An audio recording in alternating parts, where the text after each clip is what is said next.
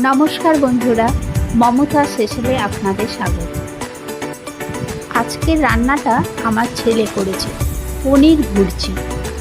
পনির ভুর্জি করার জন্য 200 গ্রাম পনিরকে গ্রেট করে নেওয়া হয়েছে, দুটো বড় সাইজের পেঁয়াজকে কুচি করে কাটা, দুটো টমেটোকে কুচি করে কাটা, সামান্য ধনেপাতা কুচি, আদা ও কাঁচা লঙ্কা থেতো করে নেওয়া।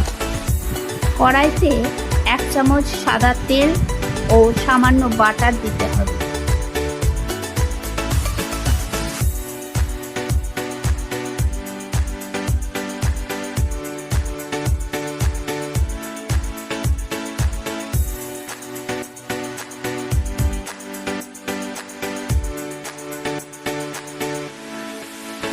এবার গোটা জিরে ফোড়ন দিয়ে তাতে 1 চামচ হলুদ গুঁড়ো ও 1 চামচ কাশ্মীরি লঙ্কার গুঁড়ো দিয়ে নেড়ে ছেড়ে কুচি করা পেঁয়াজগুলো ভেজে নিতে হবে।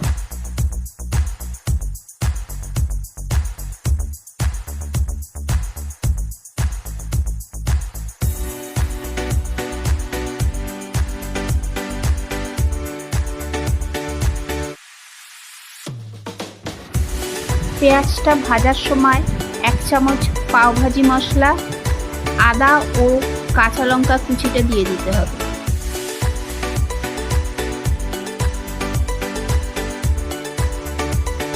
পেঁয়াজটা একটু ভাজা ভাজা হলে টমেটো কুচিগুলো দিয়ে দিতে হবে।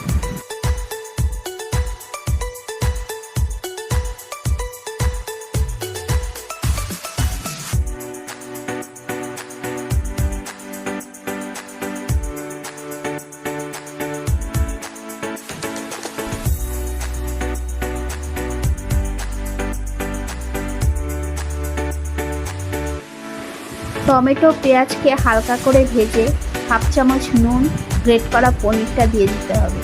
একটু নেড়ে চেড়ে সামান্য জল দিতে হবে।